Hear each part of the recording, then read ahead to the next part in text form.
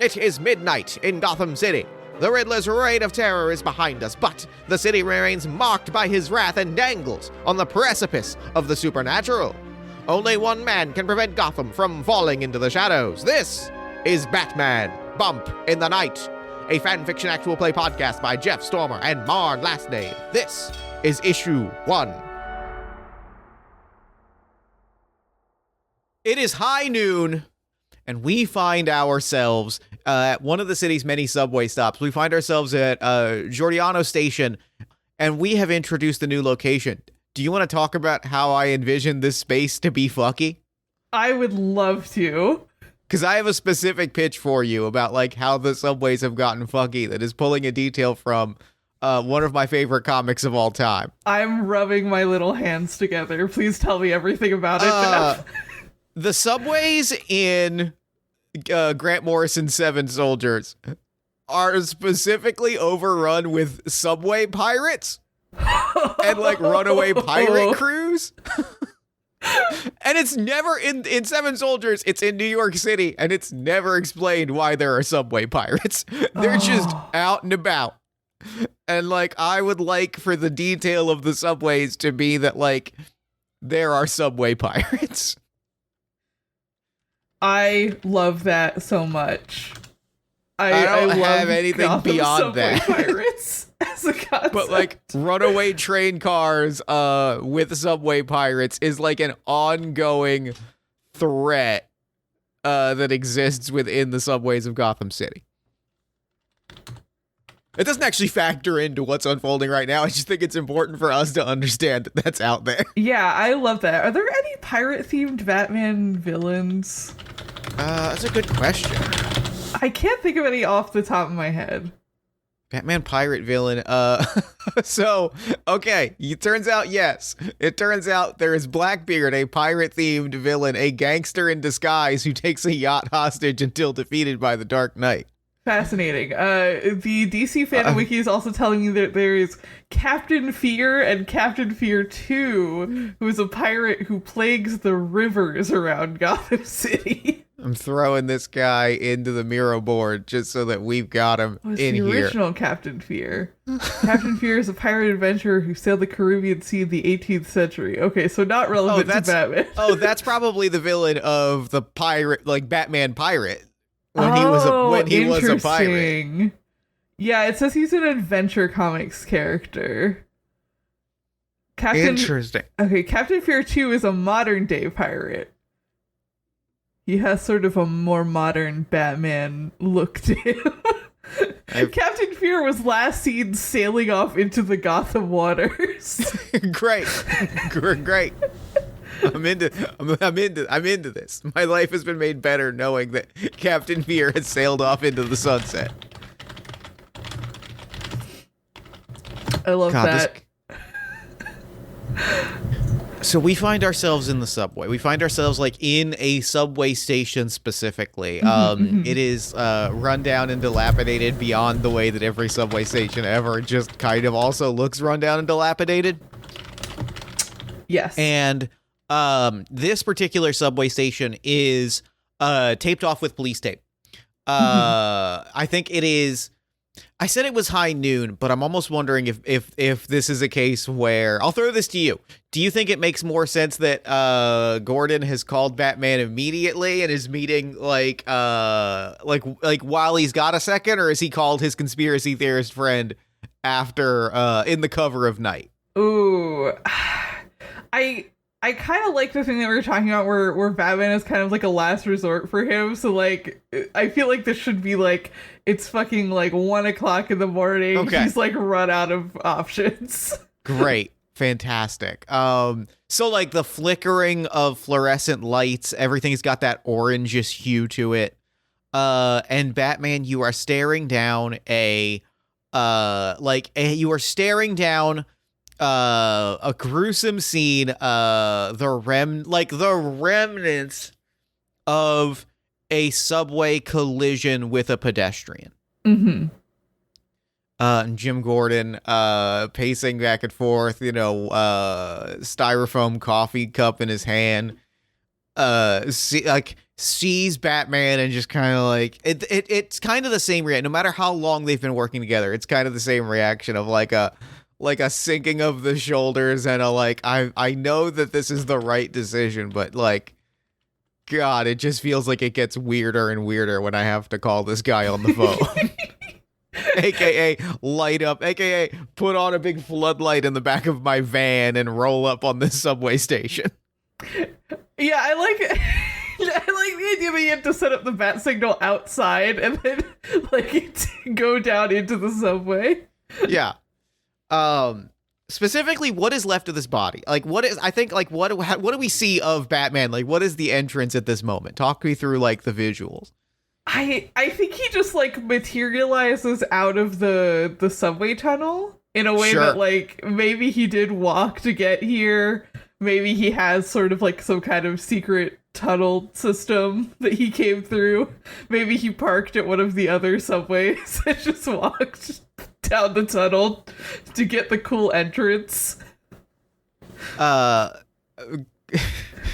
I think like waiting. I think Gordon is waiting by the stairs, like staring at the stairs, so we get that peek. Batman has appeared and turns around. God, I don't know how you do this every single time. You find a way to scare the bejesus out of me. Yeah, I think Gordon turns around and like he's already on the tracks, like inspecting the crime scene silently. Gordon, grumbling under his breath, comes up. Obviously, it is a grisly scene. There's blood splatter and kind of varying degrees of viscera. Mm-hmm. And I think the thing that Batman immediately like sees, what we zoom in on, what we get like a close up panel seeing, and a text balloon from Jim Gordon is like, I'm sure that you've noticed the foot. And we see that there is like a foot in like a dress shoe, dress sock, having been like, it is the only like steady piece. And it is tied to, it is like tethered to the floor via a zip tie, and it is dangling over the edge of the platform into the track area. Oh, interesting. I feel like I need a sort of clue tracker on this Miro board. Hold on. Yeah, we need a space just to write down clues. Because you said that, I immediately was like, I'm gonna forget this if I don't write it down.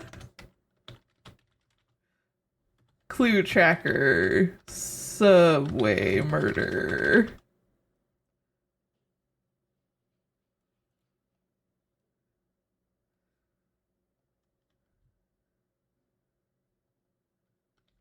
Weird. It's so funny that we have a section for both Renee's and Bruce's messy exes. That's very funny. Weird foot. Weird foot. Over crime scene.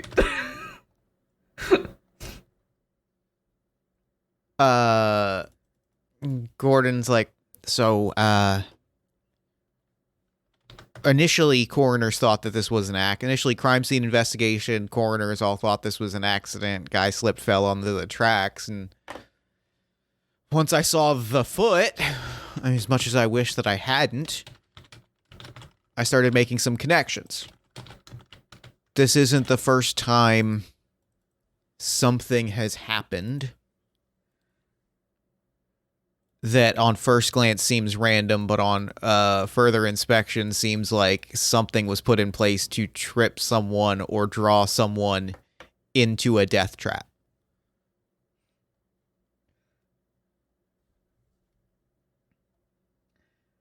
And you think they wanted it to be public?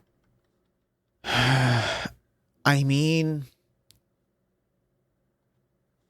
if they wanted it to be public, there'd have been a calling card, right? The foot could be the calling card, but there weren't any at the other crime scene, so probably not that. Well, and I think on pulling out like a manila folder from his jacket, he kind of hands a folder with some photos. The common thread seems to be that it's all but unnoticeable. It's a freak accident to the untrained eye. It seems to be that whoever is doing this is putting a tremendous amount of work into these appearing to be random accidents. and you flip through. One of them is somebody at the docks was crushed by a large like box on top of a crane, and there are like these are very specifically like surreptitious photos. Like Gordon has taken these photos or had somebody take them like on the sly after a case has been formally closed and declared an accident. Like there is the evidence of a cable on a crane has been cut in such a way that it would drop at a timed interval.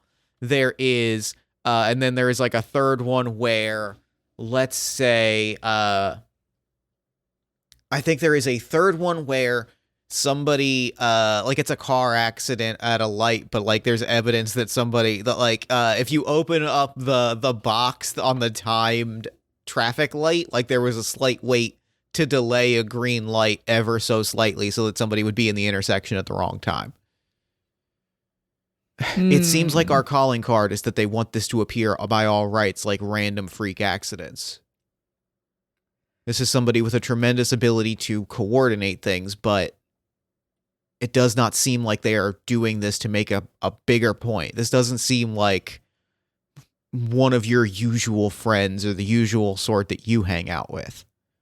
And probably not the mob. Unless they all have mob connections somehow.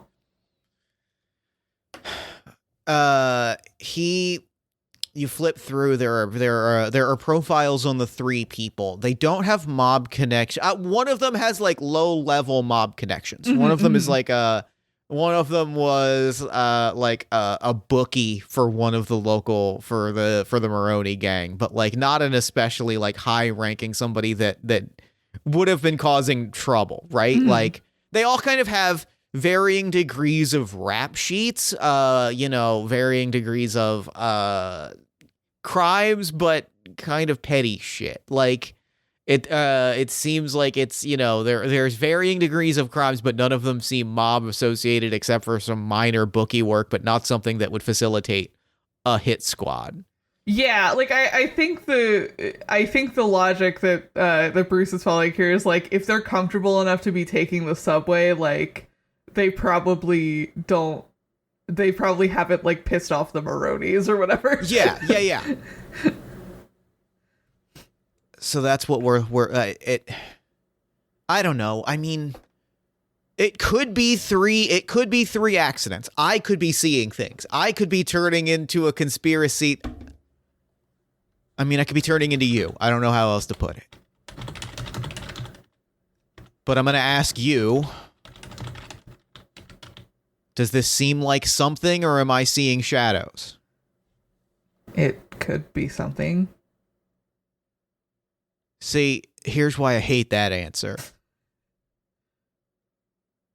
Because if I'm starting to see weird things out in the world, and if I'm starting to actually pick up on patterns, that means that I am turning into you, and that doesn't feel great.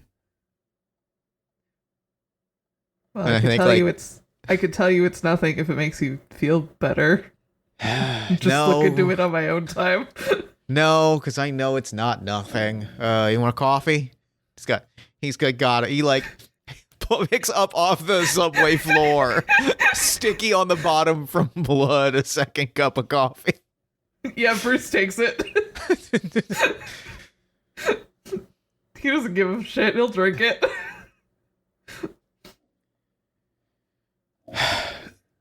So what questions do you have as Bruce to represent the investigation that I can kind of start to lay out? I want to know if the victims are connected somehow. That feels like the logical starting point. That feels like the logic. I'm gonna say like you're looking at the details. Seemingly completely random. Like these seem like three people that led three separate lives. They are people with jobs. They are people with routines. And even the bookie, he ran like a shady investment firm on the outskirts of town. Like these are people with daily lives. And I think like the records, we kind of see I think, and I'll throw this to you in a second to say like how you're kind of I want to know how Bruce kind of uncovers this factoid, but like these are people with pretty set routines, right? Like one of them is a computer programmer who had a 9-to-5 job and has worked the same job for 11 years. Like these are people with very set routines, and like I think I'm going to ask you like what Bruce is doing to uncover this, and then I can kind of like set up the visual for what we're learning about one of these victims. Okay. I want to go to the crime scenes, and like I feel like the first two things are like victim connections, going to the crime scenes, and like kind of skulking around and looking for stuff. Okay, this is great because like I do like the sequence I think we see is like Bruce is like stalking the crime scenes and like looking at the folders, and what we see, how we see that manifest is we follow a day in the life of Victor Villanueva. Victor Villanueva is a computer programmer for Cord Industries, and is just, you know, we follow a day in Victor's life. Victor is gets up 6:30 in the morning, brushes his teeth. He's got a little 1-bedroom apartment, lives by himself, brushes his teeth, puts on maybe not the same dress shirt and jacket, but like he's got 3 or 4 of the same dress shirt and jacket, puts it on, steps outside, buys a coffee at the corner, goes out, sits at the park for an hour, goes to work, ducks out of work a little bit on the earlier side, around like ducks out about an hour early for lunch around 11 a.m. and like goes to his favorite lunch spot. It's the same lunch spot that he goes to every time, and like, you know, all of like, as we're seeing Bruce like pull these details together, it's very predictable. It's as much a routine as it can be, and it's just following the same routine. And it is a few minutes after 11, I think it is, you can look at the notes and say it is 11:11 on the dot. He's exactly where he was supposed to be. He was driving to his sandwich shop like a mile or two away from his office. He was crossing the light on 432nd and Kane Street, and the light malfunctioned, and he was where he wasn't supposed to be. It seems like there is the thing that I want to impart is there is such a routine to what this man was doing that someone was able to anticipate where he would be at a specific moment and set up a very specific trap that would activate only when he specifically was in that spot at that moment. Fascinating. So are all of the traps tailored specifically to these people's routines? That is what I think Bruce unravels. Exactly what he unravels is this bookie. He meets every Thursday. He meets with his representative from the Maroni. He meets with like his mob connection to hand off his protection money. He has been paying this money without, like, there is no, ambition of, a steady payment history, zero qualms, zero history, zero history of disagreements. Meets with his boss at 11:30 every Thursday, hands off his payment without question, and then goes back to his small investment office. And it's exactly where he would be boarding that subway to go a couple stops to meet his guy at 11:11 a.m. Oh.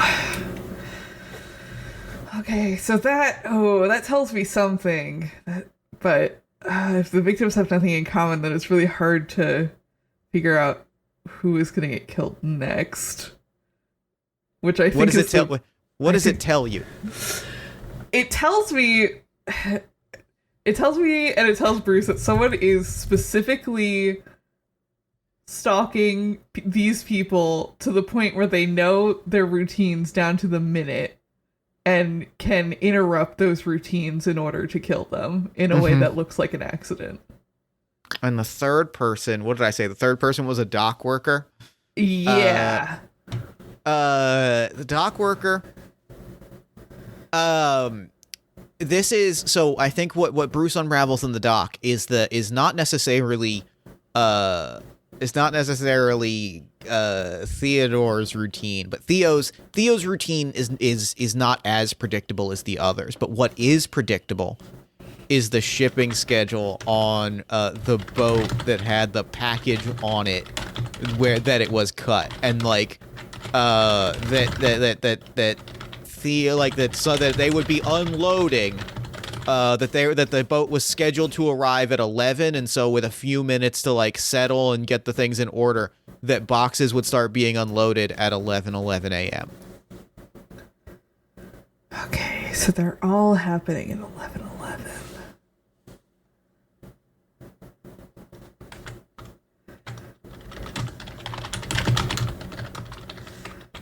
Okay, so that is also good information to have. But still doesn't let you predict what's gonna happen.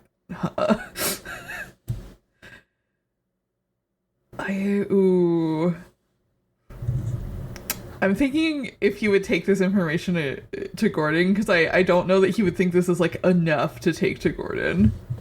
That's a great question. It's like, not really actionable, is my thought. You know who he could be talking this through with. What's Alfred got going on at this moment? That's true. We haven't talked at all about Alfred. I like forgot that he exists because I've been reading the modern Batman comics where he's dead. Oh shit. He can be alive though. He can be alive. I mean, that's the question. Do we think our Alfred is alive or not? I think he's alive. I like Alfred. I just like I think the last time we were talking about this, I had just been reading the most recent comics and I was like, not a character on my radar. I'm remembering if we talked. I'm like going through all of our notes real quick to make sure we didn't talk about Alfred before. Great, we have. I legitimately don't think we did at all. Incredible. Really great. So what do you want Alfred to be? Like, what's the vibe with Alfred? I do really like just classic Alfred, who is like a butler who cares very deeply about Bruce and is kind of like 99% of Bruce's common sense. I do like that. Here's what I like about like Alfred as like a butler who like maybe I forget who I talked about this with recently. There is the trend of making Alfred like the ultimate secret badass. Yeah. That like I bounce off of because I'm like, it's very silly. It's very silly to be like, no. See, he can't just be Batman's butler and caretaker and good friend. Like he's got to secretly be like murdering people on the sly. Yeah, I kind of like it when he has to drive the Batmobile sometimes, but not like, oh, Alfred is gonna go out there and punch people now. Not like he's got, not like he secretly is gonna bust out like old British army weaponry and kill a bunch of motherfuckers. Great. Yeah. So we're in the Batcave. What is the aesthetic detail that you want to add to the Batcave? Oh, yeah, we didn't talk at all about what the Batcave looks like. I am also a sucker for like big honking computer in like up against one wall, and he has like a bunch of like the cars and vehicles parked in there. Yeah, and like trophies from villains. Although I don't know how many villain trophies he would have at this point. The detail that I'm going to add, because it's so important and I don't want to explain it at all, is that there is a giant penny. Like, yes. The giant penny is so important. Yes, 100%. The giant penny is the most important to me. The giant penny is still here and we'll never explain why. Well, and I doubly like that because we've specifically established, I believe that Harvey Dent is just like a guy. Like, he's like, it's not a penny from Two-Face. Yeah, he hasn't become Two-Face He got a penny from someone else.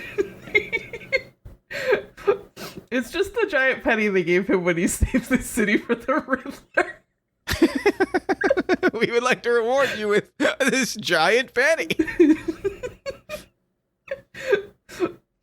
But yeah, I think he has like the wall of all of his like different variations of like the Batman suit and like God, I love his car and his motorcycle and shit. I love the suit gallery so much, and what I really like, what I want to like lean in as we see the brief glimpses of the suit gallery is that it's a very fucking toyetic suit. Like again, I don't remember who I was talking. This may have even been talking about this in a dream, but there was such a specific thing about like growing about like when I was a kid, when the animated series was big, and when like the Burton Batman movies were big, and there were a lot of Batman action figures, but they were very specific, and they would never just like kids today are spoiled because you could just go buy a Batman whose costume looks like Batman. When I was a kid, you had to like be like, well, this is surf adventure Batman, whose outfit is that it's like tropical, like Jimmy Buffett colored, and he's got a big snorkel. And you're like, this is the only Batman that I could get. And like, I want the alternate costumes to be very surf adventure Batman. Yes, absolutely. He's got like his snow costume that has like a big parka.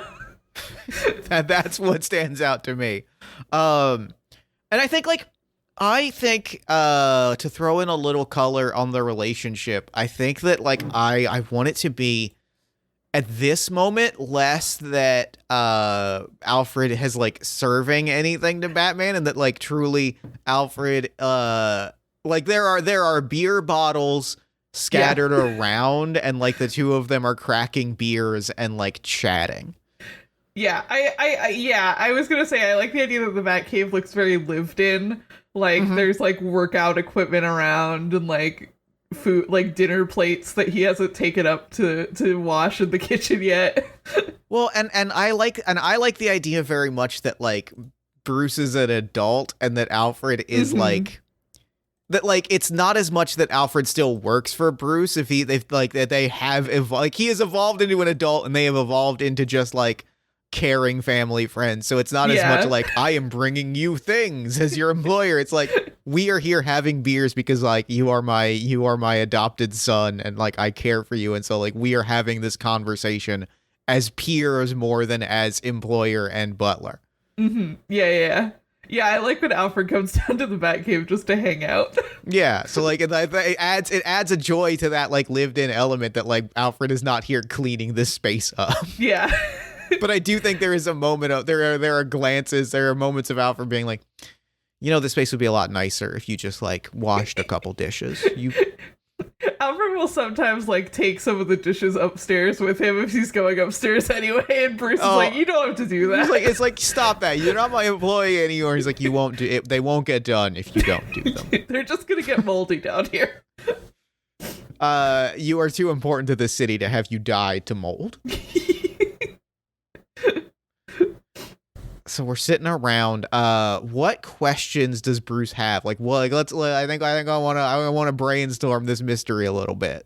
Yeah, I think the sticking point is that like he has this information that like all of the crimes have happened in 11/11. They've all been tailored to either like the specific routine of the person or like a schedule around that person, but there's no link that he can find connecting all of the victims. So it's not really actionable information as to like, well, here's how we catch the person who's doing this.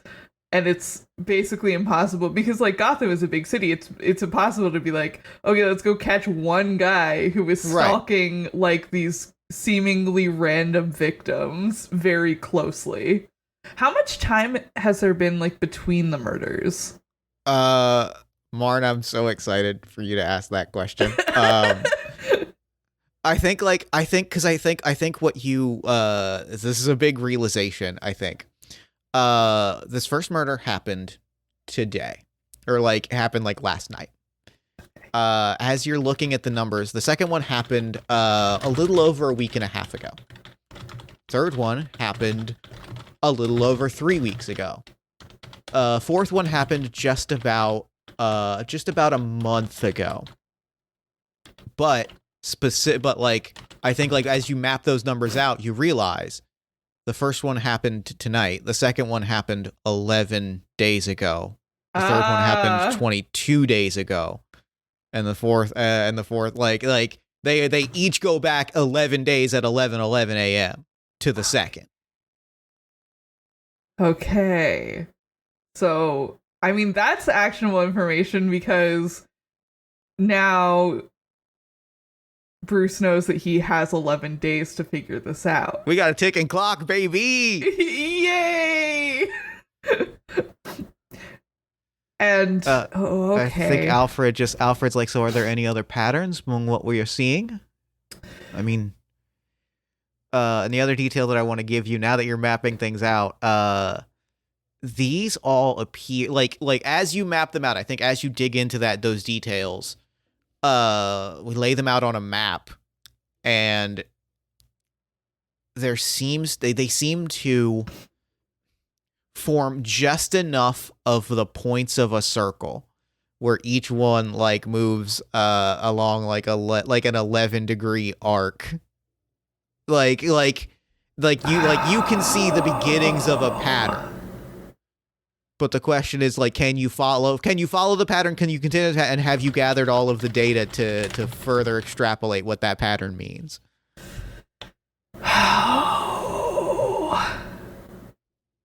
I mean, I know in real life what it probably is going to be, but I'm not going to have Batman metagame. I mean, Batman's whole thing is kind of metagame when you think about it. Oh, yeah, I think he literally like physically prints out a map on his big computer and just starts like drawing on it. And is kind of like, okay, so like this body was found here, whatever, and just sort of like starts connecting up the points. Mm-hmm. I possibly trying to figure out what like the logical center point will eventually be. Mm-hmm. If they're forming a circle, which I think is gonna be his assumption. Sure. You can actually, so it's like a pretty tight center. I think what you unravel is like there is a little bit of a center point. But it more so, it's almost that it is, you can find a little bit of a center point, I think. I think there is a center point. I'm not sure what the location is yet. I need to sit and think about where I want it to be. But you do start to see the beginnings of a circle and the beginnings of like a central point. I think it is, it's gotta be, it's gotta be like on the outskirts of the big train track that we described, or the big L track where we said the train goes to be the big L track from the Nolan movies.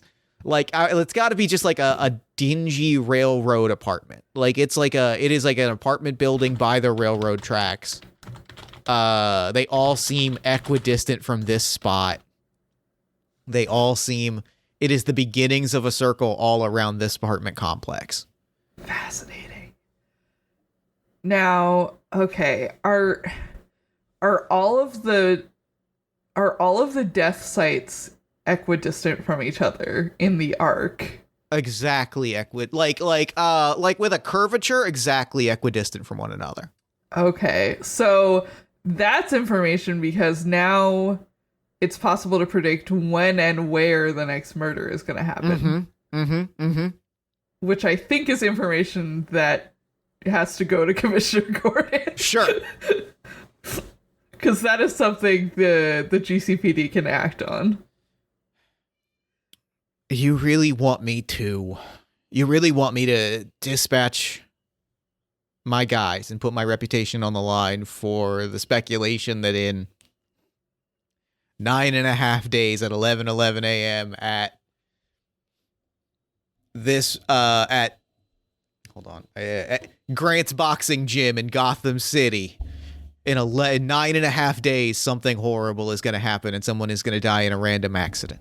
I'm telling you, if I don't do something about it first, then that's information you're going to need to know.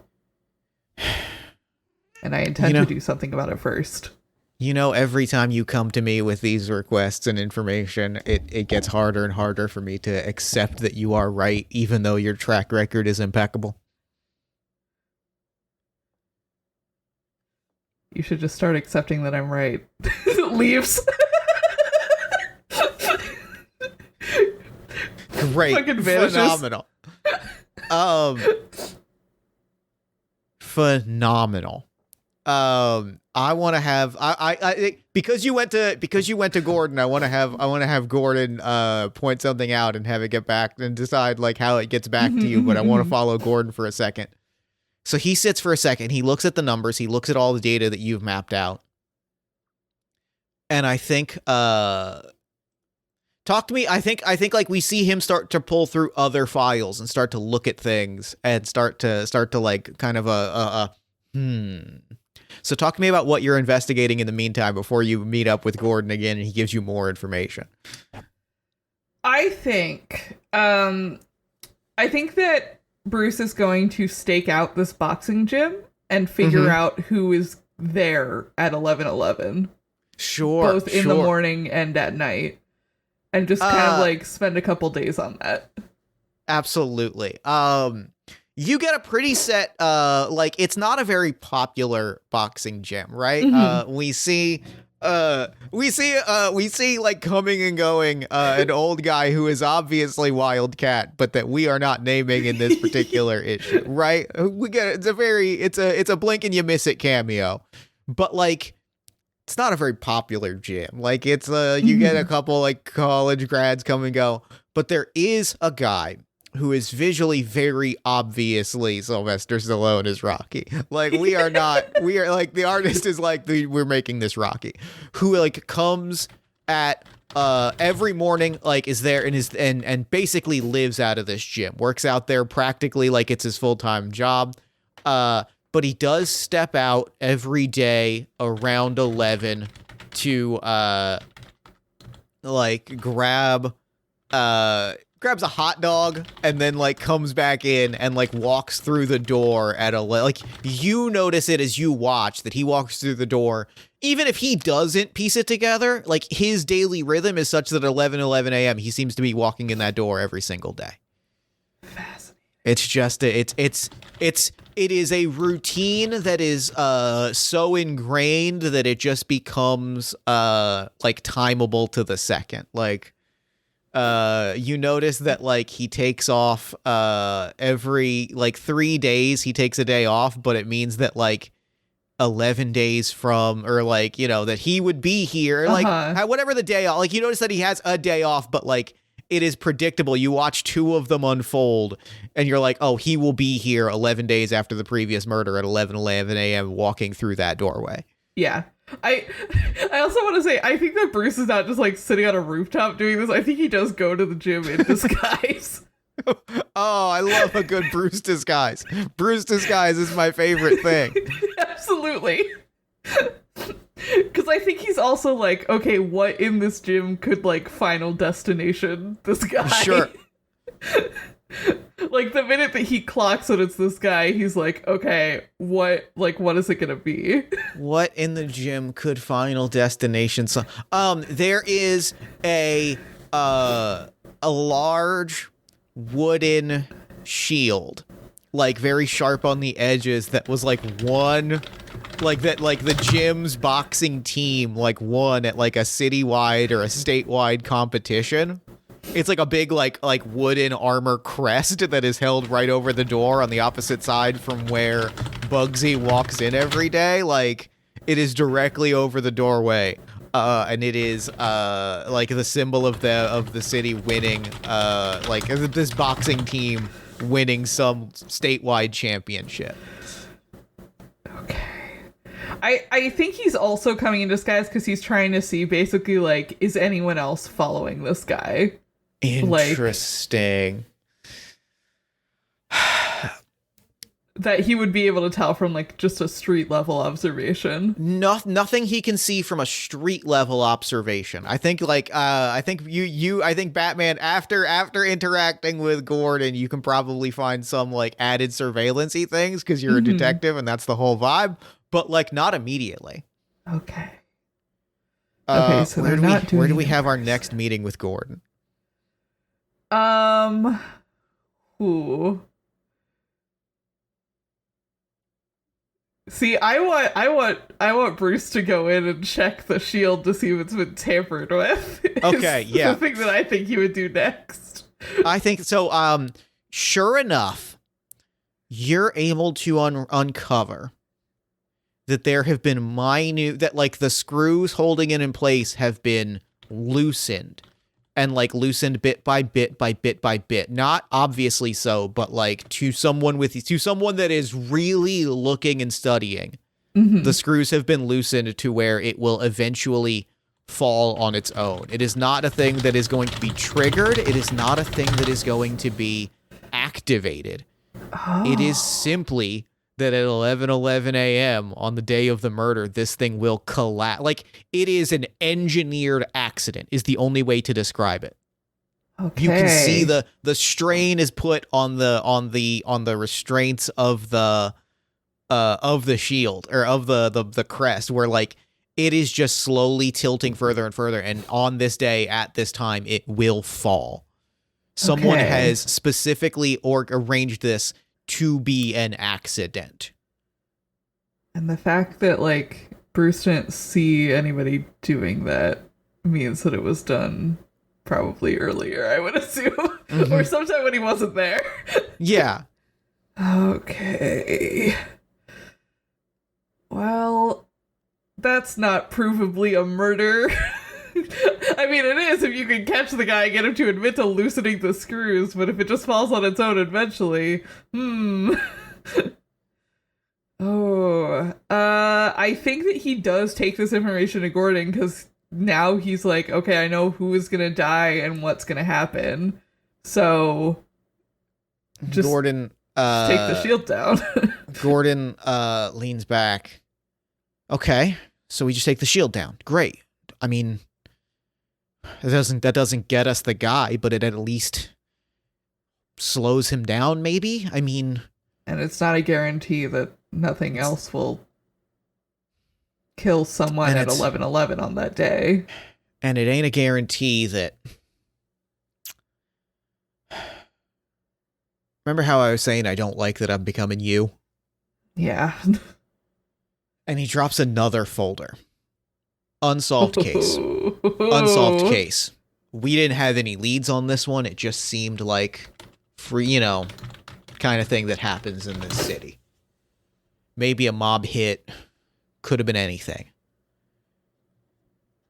This one happened at 11:12 a.m. Exactly 11 days earlier. Somebody, she was a tabloid reporter who was covering, comings and goings of the relationship dramas of the various mobsters. One of the reasons we didn't think anything of it, gets popped with a sniper shell on her way home from spin class. 11:12 a.m.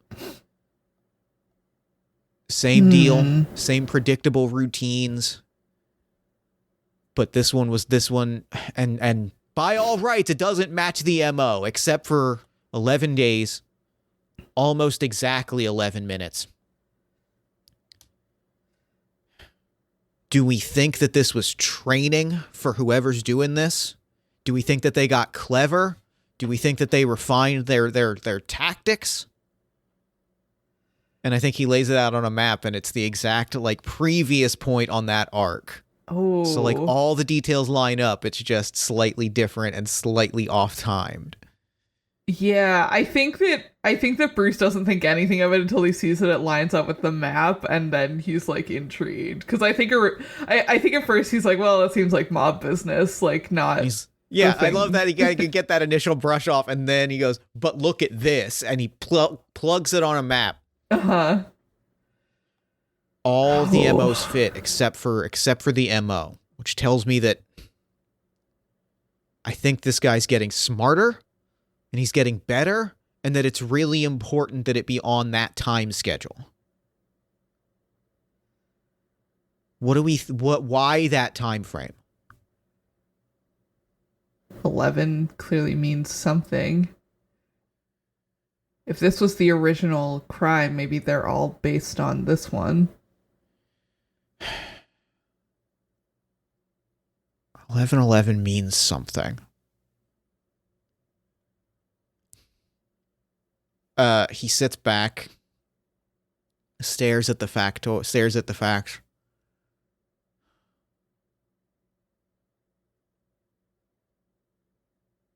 You don't think it has anything to do with the boat crash, do you? What boat crash? News report from the same day, that at the same time, also by the docks, one of these like touristy duck boats went aground and like crashed hard. There was minor injuries, one casualty.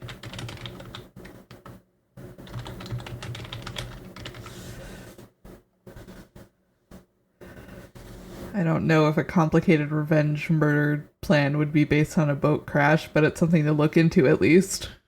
It's something to look into, and it doesn't, I mean... Was there any connection between the reporter and the passengers on the boat? As you dig into this, no. And no, like, it seems like these are unrelated. Again, first glance unrelated, second glance because you're Batman. These are unrelated instances, right? However, one of them fits the timing exactly and seems to be a rogue accident. The other fits the timing ever so not slightly and seems to be like an intentional murder of somebody that had, like, all of the MO fits except for the time, and the other one is a random accident that does not match the map pattern at all or any of the other MOs, except that it happened 11 days earlier on 11:11 a.m. Yeah. Oh, I want to get my hands on that boat if I can. Oh, for sure. Like, we can absolutely see Batman digging into this boat. Bruce breaks into like a boat, like a dock.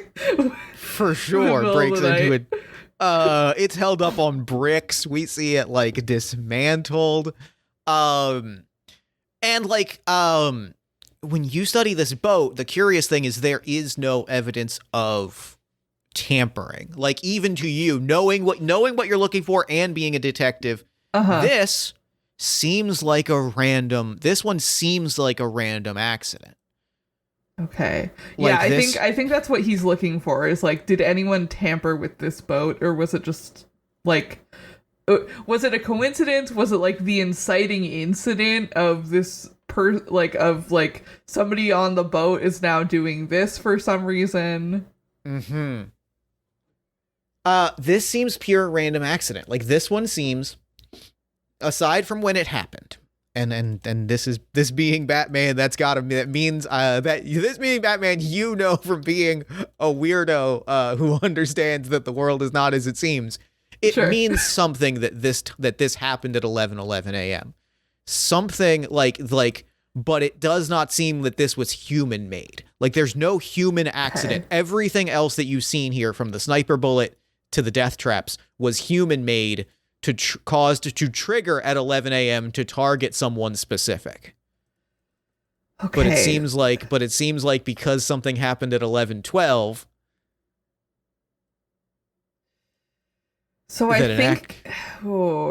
think the angle that Bruce starts working is like, there has to be a connection between someone on the boat and the tabloid reporter. Like, I think that is what he starts looking into, because he's like, what if, for whatever reason, like, the tourist boat crash affected something that happened with the tabloid reporter or someone connected to her, and they feel responsible for her murder. God, there's an actual answer. Here's the thing. Side note, mid-game check-in. Are you having fun solving this? Because I'm having a blast laying out these clues. Great. There is an answer for this, and it immediately goes into Batman weird logic territory. There is not an immediate, like, I'm trying to decide, and maybe I'll even throw this to you I'll give you the answer and tell me, like, how, maybe we can brainstorm how we find this connection. There is not an explicit connection beyond the fact that there is somebody on that boat. Maybe it is like a friend of our reporter who it's got to be the driver of the duck boat. It's got to be somebody that would be on that boat every day and be like coming up to shore at 11 a.m. like, or at 11 a.m. Like, it's the same kind of pattern of it is a friend of this reporter's drives a boat and has the same kind of daily routine. And it seems like the connection, like, it is random circumstance, but like still kind of a predictable, like they were in a spot at a certain time. But there is a clear, there's a clear pattern of like of targets, and then that's kind of where it kind of emerges is people have routines who are at specific places, and at 11 a.m. someone is going to die.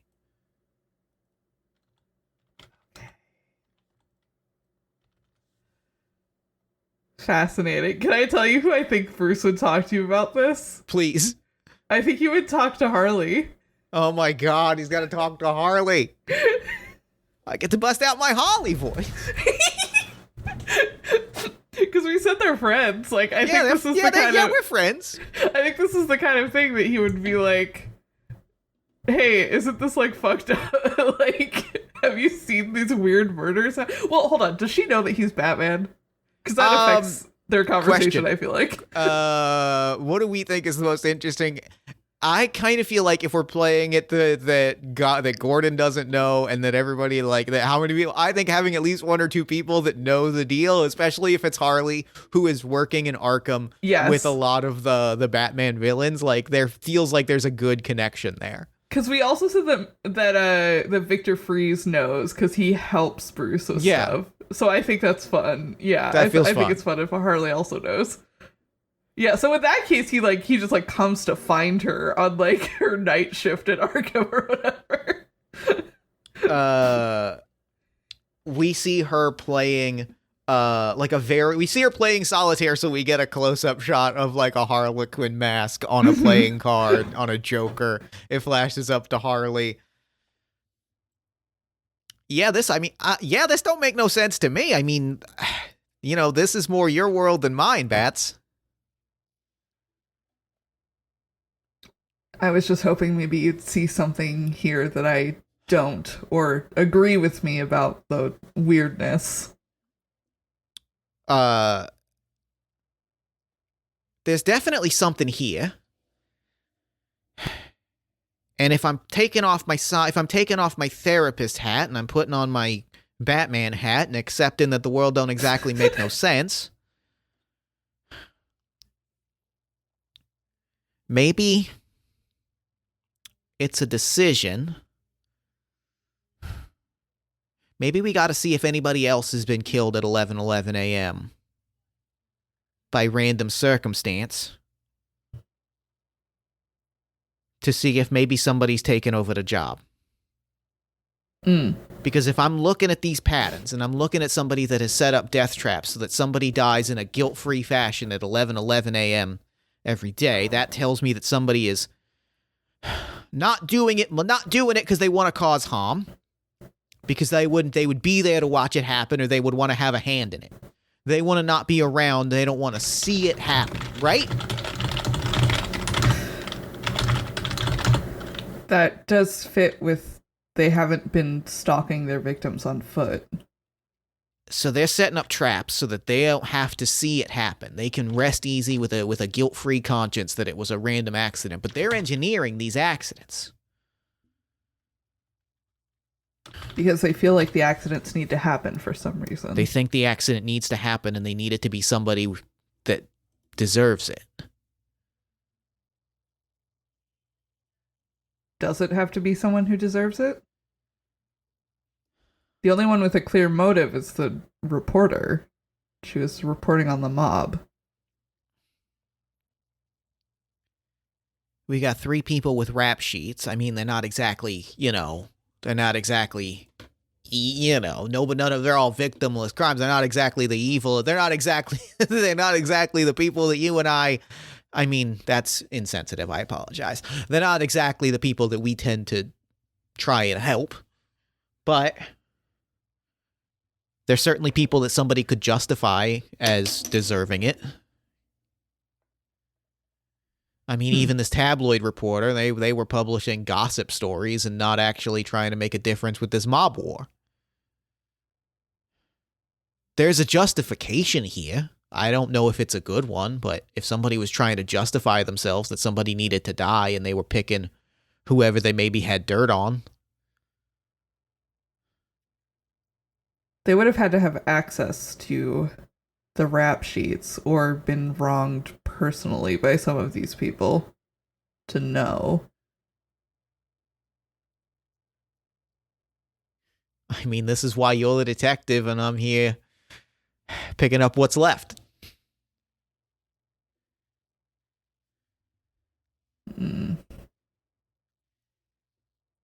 Thank you, Harley.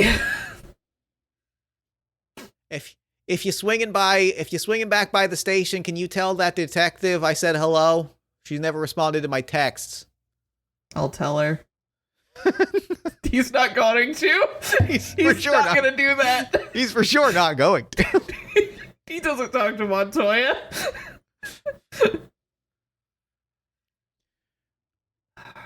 Okay, so that's interesting information because whoever is killing these people probably has to have access to the information for some of them that they have rap sheets. Or it's just like, or they're all connected randomly to one guy, but that's like that seems less likely. I will say, and this is a you have found the right answer, and so tell me how Bruce finds this. It is someone with access to those records. It is someone who had access to those records. Okay, so I think to Bruce that says someone inside like the PD. Mm-hmm. So that's another trip to the station. And that's a ask Gordon if anyone has been poking around in the records of these people. If that is a thing they can even track. Fugit.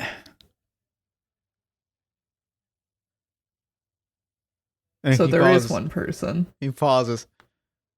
Yeah, Fugit. What did you think I was saying? That's a surname? Yeah, Fugit. Did you think I was saying fuck it? Because I can say fuck. Everybody in my department thinks I'm too straight-laced to say fuck, but I say fuck. No, I know. I've heard you say fuck before. I appreciate it. My reputation among the department is strained these days. I wonder why. And he just stares dead at Bruce for a while. Bruce just stares back at him. Temple Fugit. He was our records guy. He filed paperwork down in the cold cases, down in the department's area. He was data entry work, and then one day he just stopped showing up. It's gruesome work, so we didn't think anything of it. But it must have been right around a month and a half ago. Must have been around 6, 7, 8 weeks ago.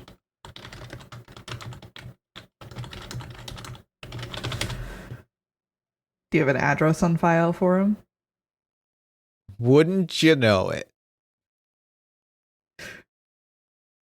happens Boy, to be. I wonder if it's that apartment that I.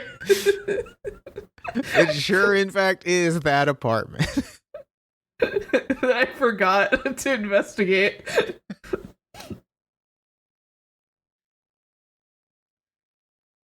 It is, in fact, that apartment. Yeah, I think as soon as he gets the address, Bruce is out of there. Like, trusts Gordon to call a team together to head to that apartment, but is also like, you're not going to do it fast enough.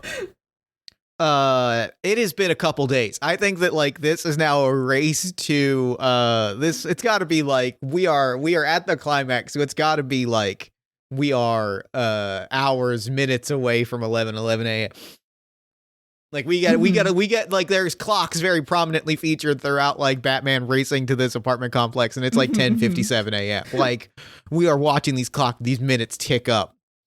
You kick open the door, like you get inside. It is on the 11th floor of a larger part of this tenement building apartment.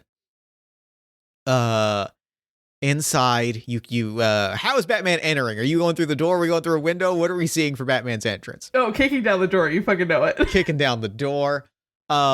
There are so many, like the whole apartment is a conspiracy board. There are conspiracy things in every single inch of this apartment. Every wall, every surface is covered. Details of car accidents, of house fires, of gas leaks, of random incidences of incidental mob hits, and the detail that you see that like as like you can see like as you start to see it mapped out. All of them written in red pen or circled in places 11 a.m. Every single one of them. All like connected via string, and like that detail is just through the entire apartment has this pattern of something has been killing via someone has died in this city according to these conspiracy notes every 11 days at 11 a.m. for who the fuck knows how long. Is this all of them? Is this the tip of the iceberg? Like that is the narrative that is across every one of these like conspiracy notes. Fascinating. Is there anyone in the apartment? God, is there? I think I'm gonna say, I mean,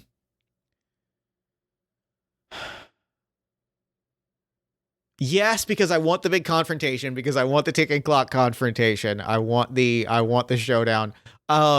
You can track it not to anywhere in the apartment, but there is a hidden door into an area where there are like walls of cameras and like little security cameras scattered across the city watching people in their day-to-day routines.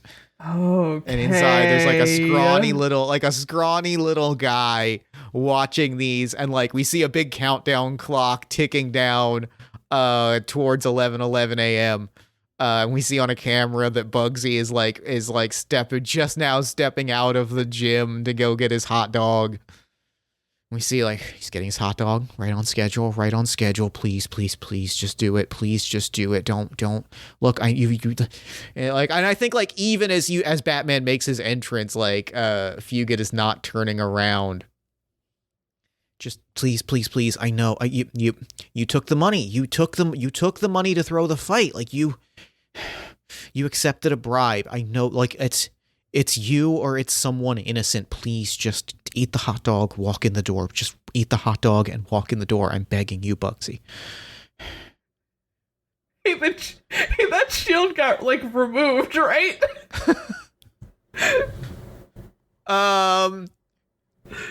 Yes, but oh no. I want to say like yes, but I think there is like a floorboard that is like slightly like we cut to seeing a floorboard that is slightly ajar that like will, if he steps on it in just such a way, like send a nail between his eyes, Final Destination style. Surely, yeah. Like the fucking like Final Destination. Final Destination like has arranged so many murders. Yeah, like the girl who steps on a tack doing like the acrobatics routine or whatever. Ooh. I Yeah, I think Bruce picks him up by the collar of his shirt, like the scruff of his neck, and slams him up against the wall and says, "What do you mean it's him or someone innocent?" Hi, hi, hi. Like, you have to. I know that your whole deal is stopping people. I understand. Hi, Mr. Batman. We're on the same side. To be clear, I'm trying to do what you do. To be clear, I just this is good. This is a partnership. We can work together on this. We can make sure that innocent people are protected. We can do this together. We can do this together. I promise. If you're killing anyone, we're not on the same side. Explain. You don't understand. I'm not killing anyone. I am stopping innocent people from being killed by directing fate a little. I'm just giving it a nudge towards someone that deserves it more. You're not gonna believe this when I say it. It sounds crazy. I recognize it sounds crazy. I have a relationship with crazy. Explain. What would you say if I told you that there is a supernatural presence that seems to be killing someone every 11 days at 11 a.m. and seems to have been doing so for possibly hundreds of years? I would say it's impressive that you've put that together and recognized a pattern. Patterns, details, bookkeeping, numbers. That's my life. My job has been noting down meeting minutes and filing paperwork and filing records my whole life. That's my job. I love it. I've loved this job my whole life. And when I took a job with the police, I took it because I thought for a second that maybe I can, do something, make my life worth something rather than just filing time cards for whatever corporation. And then I started noticing. The patterns, and I started filing paperwork on bodies that had been killed, deemed an accident, time of death, 11:11 a.m. And it happened again and again and again. And I started noting these things down, and I raised them. I raised the alarm, and no one listened. I had to take things into my own, so I started making notes. I started digging, and I kept finding. Batman, I kept finding more and more deaths at 11:11 a.m. And I don't know who the entity is, but there is someone killing at 11:11 a.m. So I took it into my own hands because I could not stand to watch another innocent person be killed.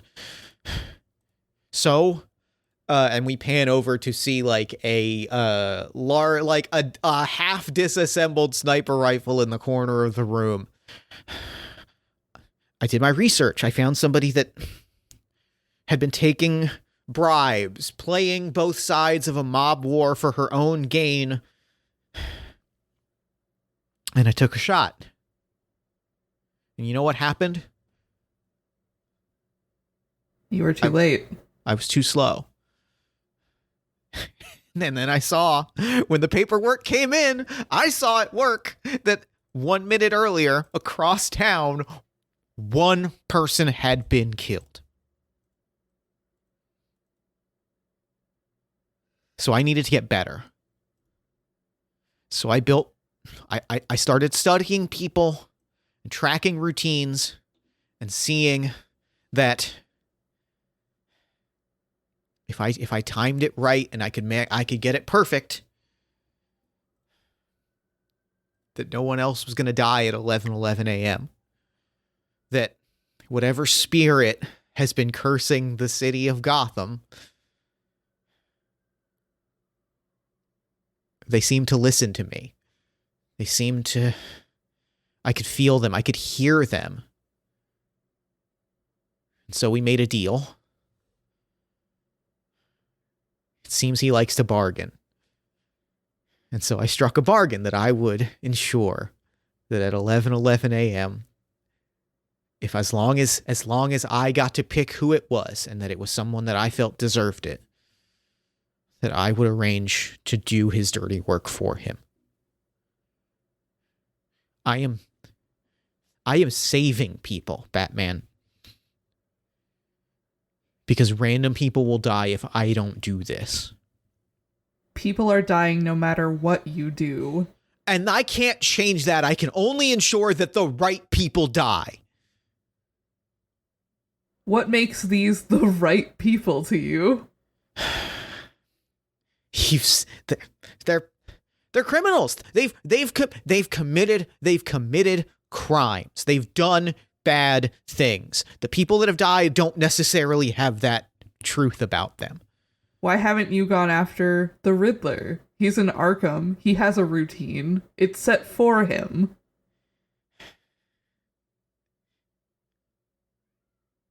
Because, and I think like, as Jeff thinks about the answer to this question, because I think it's really great and interesting. Oh, you know what fucks really hard?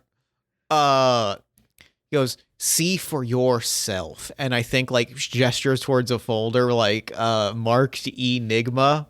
Oh my God. And like on it, it's like what he was doing every day at 11 a.m. And it does follow a routine, but it follows a routine that seems to indicate that like every 11 days he's just like there's like a disciplinary report that seems to come every 11 days that he's slightly not where he's supposed to be. Fascinating. because he fucking knows that I'm trying. Once you asked that question, I thought about it. I was like, it fucks really hard if Riddler in his Riddlerdom has figured out that someone is trying to kill him by random accident and is just like, nah, eat shit. That is really funny. Yeah. I'm smarter than you. It's also really funny if he figured this out while he was running the city for like a couple months. That's really great. Three different sniper bullets didn't quite hit him, and he's like, wait a second. Yeah, you see that? This is why I'm the smartest.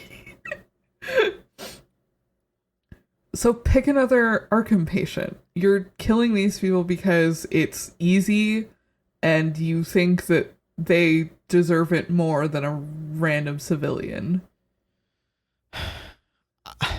You shouldn't be killing anyone. You have the records in front of you. You can trace this back to the source. You could find the source and eradicate it, but you're doing what is easiest. Because there's always a ticking clock, Batman. I think like as he says that, like the clock ticks to 11:11 and Bugsy starts to open the door and Detective Montoya like running spears him before he steps through it. Someone somewhere will die today. And I don't know if they deserved it. And we could have prevented that, and we didn't.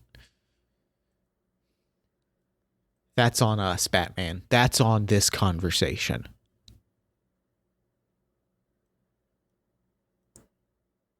Oh. Actually, I think as he says that the clock strikes 11:11, and he says, that's on us, and we have.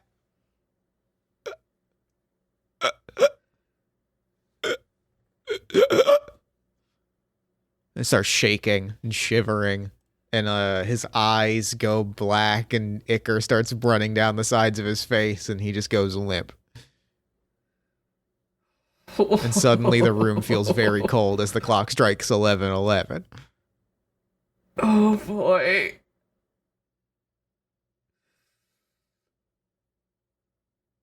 Oh, I mean, Batman drops the body. I assume it's a body now. Yep. Yeah, just drops that. Kind of does a little like whirl around, see if there's another presence in the room.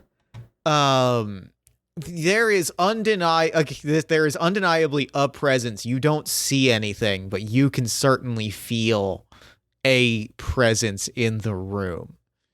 you are face to face with a demonic presence that has enacted a devil's deal with its chosen assassin, who did not carry through the bargain and did not kill someone on the stroke of 11:11 a.m.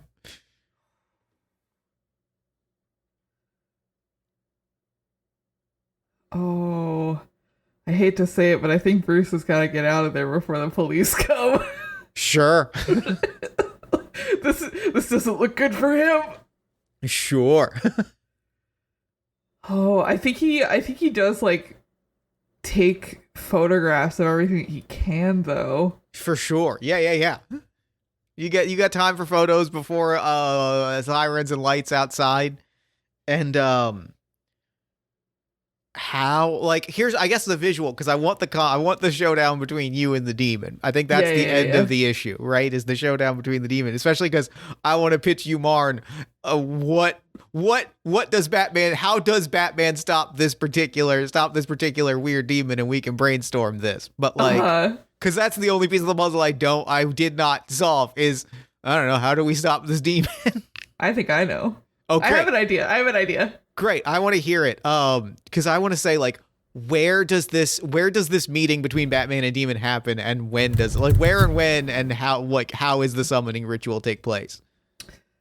I think so. He leaves this apartment. He has all of the information that he's taken. I think he's kind of a mind like, okay, I'm gonna like trace this back to like the earliest deaths and see if I can sort of figure out what was happening there. And maybe that will like start giving me an answer as to like who this demon is and like what they want. It's gotta be it's gotta be an old we gotta be getting into old history of the city as Aleister Crowley style, some arcanist 111 years ago, died via heart attack exactly at 11:11 a.m. At the end of like some 24-hour, blood and sex fuck fest. Sure. Like it is fully like some old occultist 111 years ago in an old mansion did some devil summoning ritual and then died mysteriously of a heart attack despite no evidence of heart conditions. Mm-hmm. Okay. And then that was when it started. Ooh. Yeah, that's fun Gotham history stuff. Like, I think Bruce digs into all of that. Hey, this is something that we didn't ask. Does the Court of Owls exist in this Gotham? God, that's such a good question that I was like, I don't know. What do you think? I guess the two-part question is, does it exist? And if it exists, has Batman encountered it before? I like the idea that they exist, but Bruce doesn't know about them yet. Okay, so maybe this is the first exposure of like a representative of this group like there's a clear association with some kind of owl group with this old 1890s occultist. Yeah, I like that. Cause they are into like the fucking occult shit. Yeah. And I think that this is a fun place for her to be like, oh yeah, weird, like the same family names keep coming up. That's something to put on my radar for later. Okay, so I think he takes the day to do this, does some kind of like walking around the city from point to point, like going over some of the crime scenes again, maybe like going to the library to look at some historical records. And just kind of like walking this map around Fugate's apartment for a little bit. And then as night falls, he like comes back to the apartment that is now, I assume, a crime scene. Mm-hmm. Like ducks the crime tape, slips past whoever's guarding the door. And That is where he's gonna do it, I think. Every clock inside of the apartment, suddenly in an instant, every clock sets to 11:11. Every 11 that can appear in the apartment appears in the apartment, right? Like they all stand, and in an instant, like suddenly it said he likes to strike a deal. Suddenly appearing. Hold on, I'm gonna write this out. I realized I have a funnier thing. Suddenly appearing. I take it by your return, you are here to strike a deal.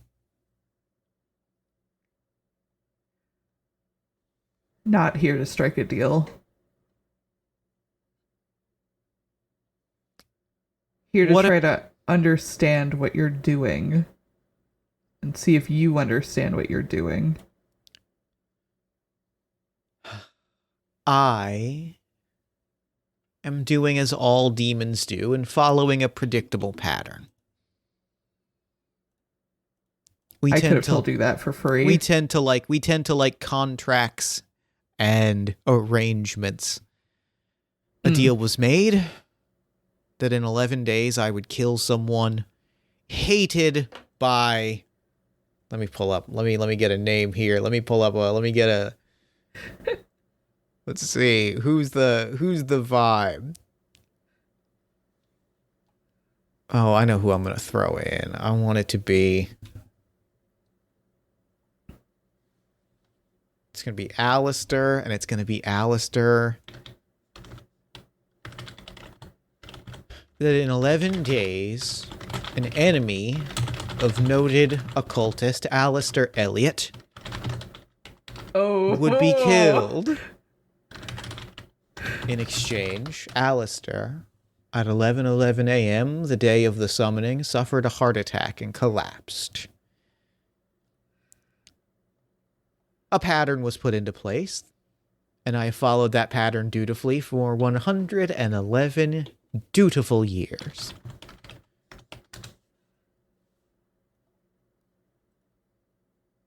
And now you just kill innocents? Unless someone works with me, and you can feel the smile, like you can feel a smile in the pit of your stomach growing wider and wider, and helps me identify the people that should be struck down. After your deal was done, why didn't you leave? You're no longer bound here. Poor Alistair should have known that once you invite a demon into a space, it's much harder. You have to explicitly show them the door, or else we tend to hang around.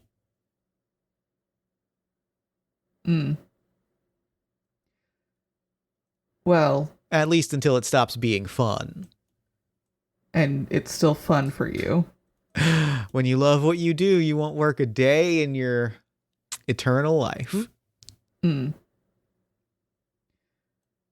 Well, unluckily for you, I'm not here to make a deal, like I said. What a pity. What a pity. What a pity. Double unluckily for you.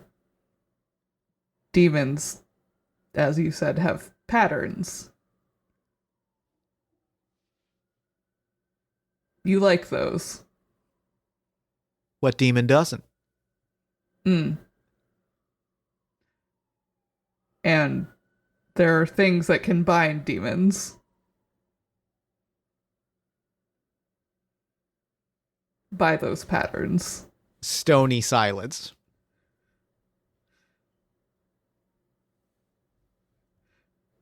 So I think what Bruce has done...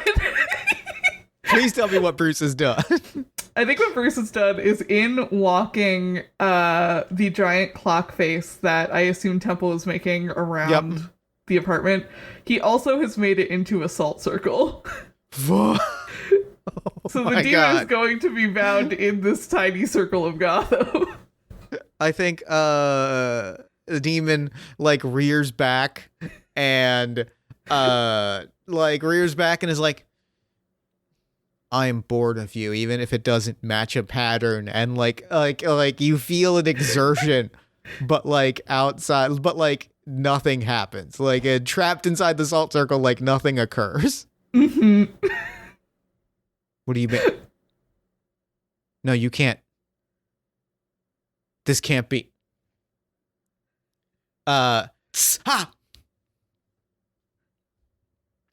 Salt.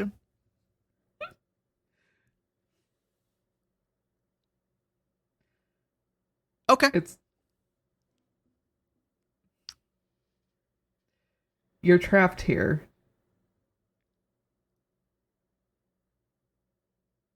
Not in this apartment, but in the circle that Fugit was killing inside of. So you have some space to roam, but you can't hurt anyone.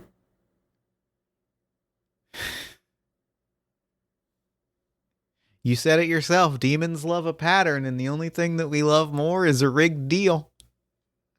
You would make a mighty fine demon. I've been told that before. And sort of with a sickening, lingering feeling, I think as Batman departs, the final text box is, "If you ever need me, you know where to find me."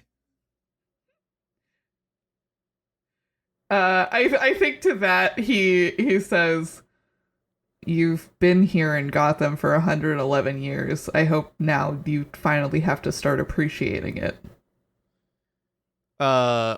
And we see, on that panel, we see, there is a small duck pond within the clock phase. Mm-hmm. And,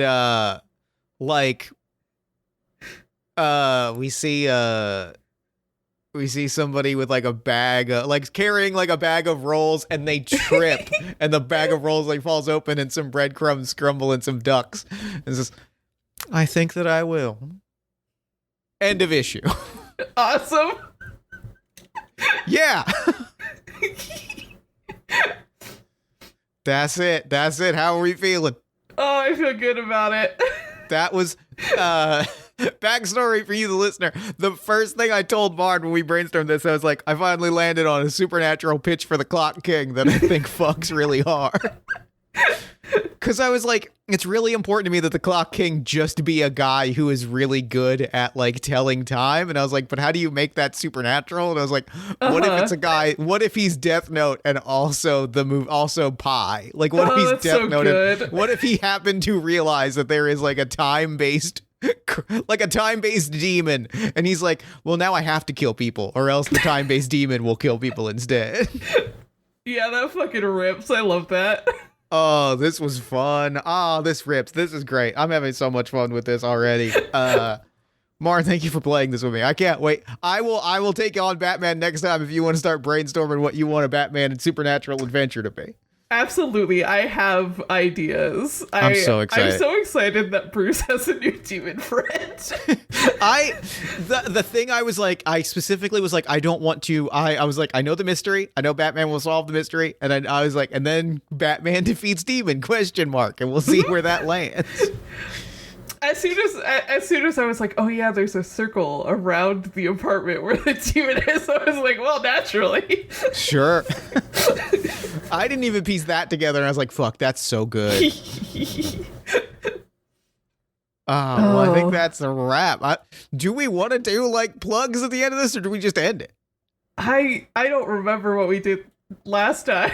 I don't think I need. I am not worried about plugs on my end, and so I think we can just. Listener, thank you for listening to Batman Bump in the Night. Stay tuned next month for another adventure. Same bat time, same bat channel. Bye. Bye.